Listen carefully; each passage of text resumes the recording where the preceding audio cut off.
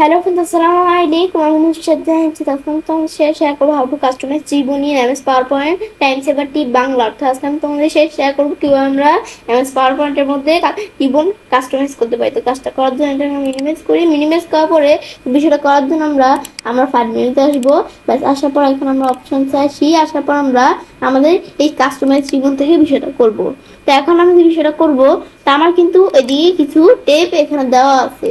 এখন আমি যখন এই যে অপশন আসার পরে কাস্টমাইজ রিবন আসবো, আসার পর আমি যদি চাই যে আমরা এমন কোনো আমাদের টেপ কি করব যে আমাদের এখানে যেন না থাকে, সেই টেপগুলা কি করে দিব, আমরা আমাদের এদিক থেকে টিকমো উঠিয়ে দিব।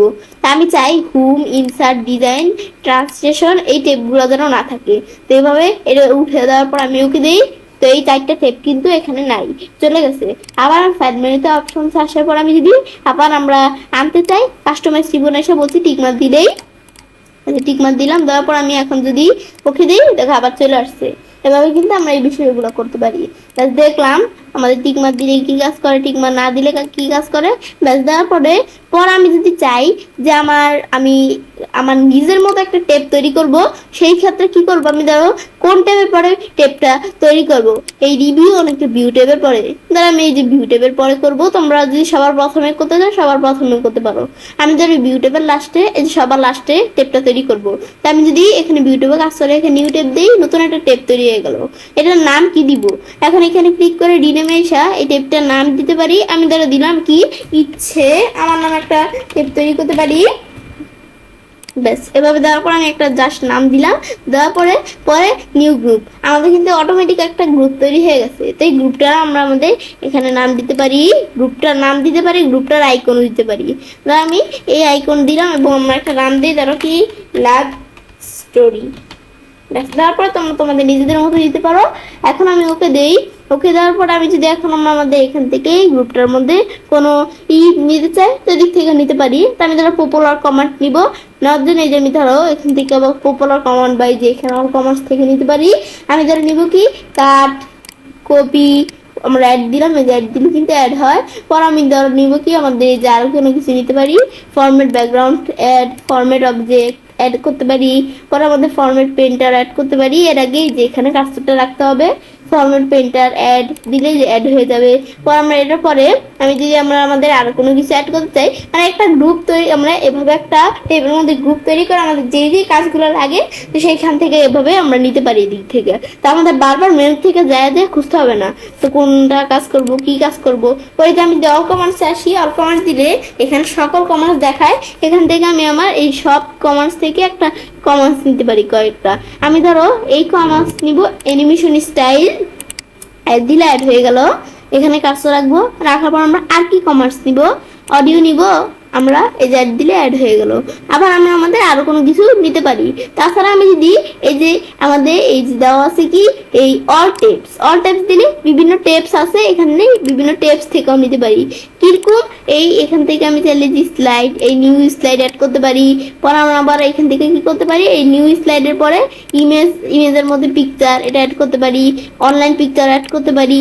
আর অনেক বিষয়, স্ক্রিনশট অ্যাড করতে চাইলে এটা অ্যাড করতে পারি, ফটো অ্যালবাম অ্যাড করতে পারি। এভাবে কিন্তু এগুলো আমরা অ্যাড করতে পারি। আবার কোনটা রিমুভ করার জন্য সিলেক্ট করে রিমুভ দিলে রিমুভ হয়ে গেল, সিলেক্ট করে রিমুভ দিলে রিমুভ হয়ে গেল। এভাবে রিমুভ করতে পারি। পরে আমরা এই যেগুলো যা প্রয়োজন অ্যাড করলাম। তারপর আমরা আমাদের আরো কোনো টেপ থেকে এই যে অ্যাড করতে পারি। কিন্তু আমার এখান থেকে এভাবে যে অ্যাড করার পরে এখন আমি যে আমরা আমাদের কি করে আরেকটা গ্রুপ অ্যাড করতে চাই, তো এই যে এখানে সবার লাস্টে কাজটা রেখা নিউ গ্রুপ দিব, দিলে আরেকটা নতুন গ্রুপ অ্যাড হয়ে গেল। এখন এটা রিনেমে আসা, এটা একটা আমাদের দিতে পারি, এরকম দিতে পারি। পরে আমি ধরো আইকন দেওয়ার পরে সেই গ্রুপটার ধর আমরা কি দিতে পারি, এই গ্রুপটার আমরা একটা নাম দিই। ধর আমি দিলাম কি, আমরা এখানে দিলাম ইচ্ছে ব্ল্যাক পিঙ্ক। ব্যাস, তারপর আমি যদি এখন ওকে দিই, দিলে একটা আমাদের গ্রুপ তৈরি হয়ে গেল ইচ্ছে ব্ল্যাক পিঙ্ক নামে। ব্যাস, এখন এই গ্রুপটার মধ্যে আমরা কি দিতে চাই, আমাদের ওই যে ডিজাইন টেপ থেকে এই ধরো এই থিমের মধ্যে থিম নিব, অ্যাড দিলে থিম অ্যাড হয়ে গেল, রিমুভ দিলে আবার রিমুভ হয়ে গেল। এবার আমি এই আমাদের অ্যাড রিমুভ করতে পারি। পরে আমাদের এটার পরে যে এনেবল আপডেট, এই যে এটা আমরা অ্যাড করলে ধরো অ্যাড হয়ে গেল। পরে আমরা আমাদের এটার পরে আমরা আর কি অ্যাড করবো, ধরো আমরা এই ট্রান্সলেশন টেপ থেকে ধরো প্রিভিউর মধ্যে এই প্রিভিউটা অ্যাড করব। অ্যাড দিলে প্রিভিউ অ্যাড হয়ে গেল। পরে আমরা এটার প্রিভিউর পর দেওয়া আছে ট্রান্সলেশন, এই যে স্টাইল, এটা অ্যাড করব। অ্যাড করতে পারি ইফেক্ট অপশন, অ্যাড করতে চাইলে ইফেক্ট অপশন অ্যাড করতে পারি। প্লাস এগুলো আমি অ্যাড করতে পারি। পর অ্যানিমেশন ট্যাব থেকে প্রিভিউ অ্যাড করতে চাই, এদের যেভাবে প্রিভিউটা অ্যাড করতে পারি। প্রিভিউ, এই যে প্রিভিউ অ্যাড করলাম। তারপর আমরা অ্যানিমেশন ট্যাবের মধ্যে আবার আমরা অ্যানিমেশন ট্যাব ছাড়া যে ভিউ ট্যাব থেকে কোনো কিছু অ্যাড করতে চাই করতে পারি। এই আমরা স্লাইড শো ট্যাব থেকে কোনো কিছু অ্যাড করতে চাই, এদের স্লাইড শো ট্যাব থেকে অ্যাড করতে পারি। এই হোম ট্যাব থেকে, ইনসার্ট ট্যাব থেকে, এগুলো কিন্তু বিভিন্ন অপশন দেওয়া আছে, অভাব নাই, আমরা এখান থেকে অ্যাড করতে পারি। ইমেজ থেকে অ্যাড করব, কি অ্যাড করব, এগুলো আমি করতে পারি। ব্যাস, এখন কয়েকটা আমরা অ্যাড করলাম। পর আমরা আবার এখান থেকে মেইন টেপস থেকে আমরা এই যে এখানে মেইন টেপস থেকে কোনো কিছু অ্যাড করতে পারি। টুল টেপস থেকে অ্যাড করতে পারি।